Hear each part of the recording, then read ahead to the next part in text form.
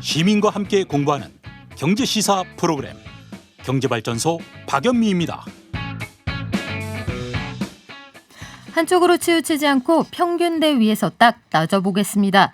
쏟아지는 경제기사 속에서 중심 잡는 법 배우듯 따져봅시다.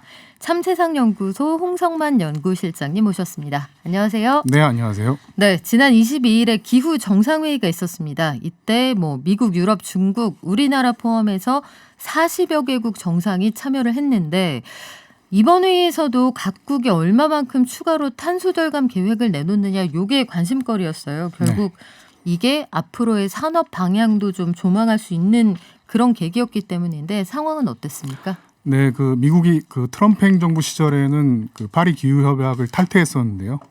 바이든 정부 들어서 이제 다시 복귀하면서 이번 이 정상 회의에서 바이든 대통령은 이제 2030년까지 온실가스 감축을 2005년 대비 한 절반 수준으로 줄이겠다 이렇게 발표를 했습니다.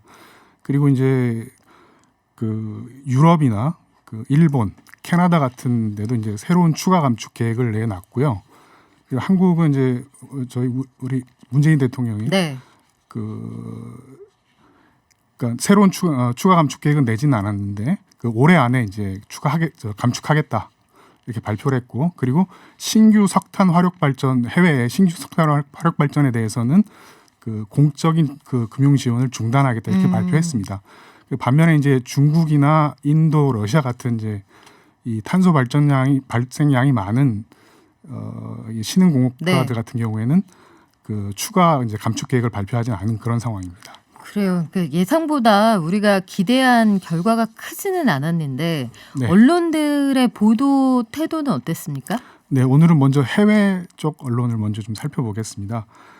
워싱턴 포스트나 CNBC, 뉴욕 타임스, 그리고 블룸버그 통신 같은 미국 현지 언론이나 외신들 같은 경우 보면은 이 바이든 행정부의 이번 기후 위기 대응에 대해서 높은 점수를 주면서도 이 바이든 대통령이 이 기후 정상회의에서 약속한 감축 계획이 파리 기후 협정 목표에는 한참 미달할 뿐만 아니라 유럽의 감축 계획에 대해서도 또 부족하다 이렇게 이제 좀 평가를 하고 있습니다.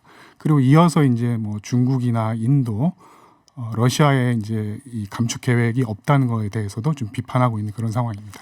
그래요. 이게 중국, 인도도 나름대로 할 말은 있겠습니다만 고민거리인데 우리 국내 언론들의 보도는 어땠습니까? 예, 먼저 보수 언론을 좀 살펴보면은 이렇게 딱 세 가지로 정리될 수 있을 것 같아요. 미국에 대해서는 칭찬, 중국, 인도, 러시아는 비판, 한국에 대해서는 완전 침묵 이렇게 좀 정리할 수 있는데 기사 제목만 봐도 좀 알 수 있을 것 같습니다. 동아일보는 바이든 중국의 탄소 배출 감축 압박, 그리고 아시아경제는 나를 따르라는 바이든 외면한 시진핑, 모디, 푸틴 이런 식으로 이제 보도를 하고 있는데 중국, 인도, 러시아가 안 따라간다 이 말이네요. 네, 그렇습니다. 그러니까 이 탄소 배출 감축 문제를 어떻게 보면 이제 미중 간의 패권 경쟁의 일환, 그러니까 경쟁 문제로 좀 바라보는 그런 시각이 있기 때문에 이렇게 좀 다루고 있고요.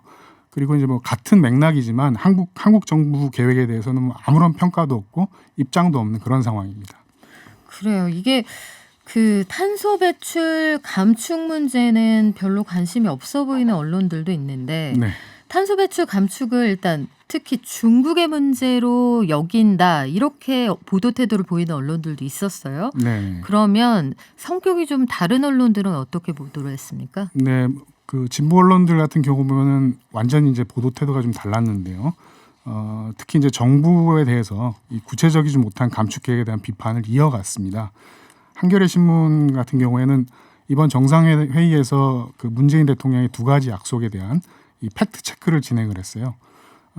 지난해 이제 한국 정부가 1차로 이제 감축 계획을 상향했다는 그런 이제 주장에 대해서 실제로는 이제 이 감축 배출 평가 기준만 바꿨지 총 배출량은 바뀌지 않았기 때문에 이건 좀 틀렸다라는 거고요. 그리고 두 번째로 이제 이 건설 중인 석탄 화력 발전소의 중단 약속이 없는 상태이기 때문에 이 석탄 화력 발전 감축 약속 이행도 상당히 미지수인 그런 상황이라고 보도를 했습니다.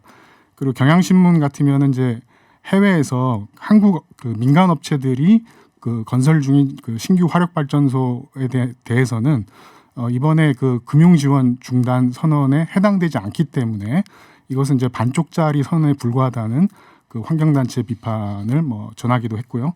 그래서 전체적으로 진보 언론은 이제 탄소 배출 감축 문제가 뭐 다른 나라의 문제, 남의 나라의 문제가 아니라 바로 우리의 문제로 인식하고 그 정부에 대해서 이제 확실하고도 좀 추가적인 감축 계획을 촉구하는 그런 입장입니다.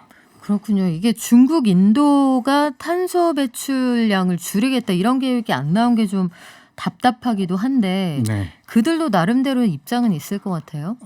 예, 뭐 이번에 추가 계획을 내지 않았기 때문에 뭐 당연히 뭐 비판받아야 되는 것은 당연한 건데, 근데 이제 문제가 되는 건 뭐냐면은 특히 이제 보수 언론 시각에서는 이게 그 중국하고 인도, 러시아만 비판하고 있다는 게 문제가 되고 있습니다. 네. 그러니까 이건 앞서 말씀드린 대로 여전히 이제 좀 대결적인 문제, 경쟁적인 문제로 좀 바라볼 뿐만 아니라 기업 입장에서 이제 탄소 배출 감축이 늘어나면은 이건 이제 기업 규제가 이제 강화된다라는 그런 이제 시각들을 반영하고 있기 때문에 그런 건데요.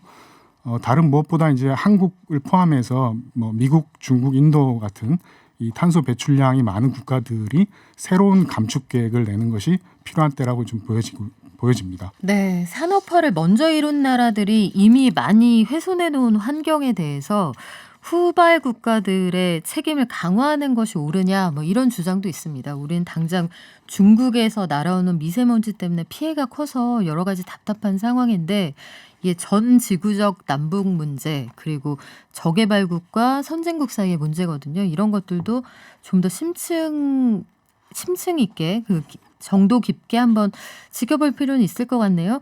참세상연구소 홍성만 연구실장님과 함께 따져봤습니다. 오늘 말씀 고맙습니다. 네, 감사합니다.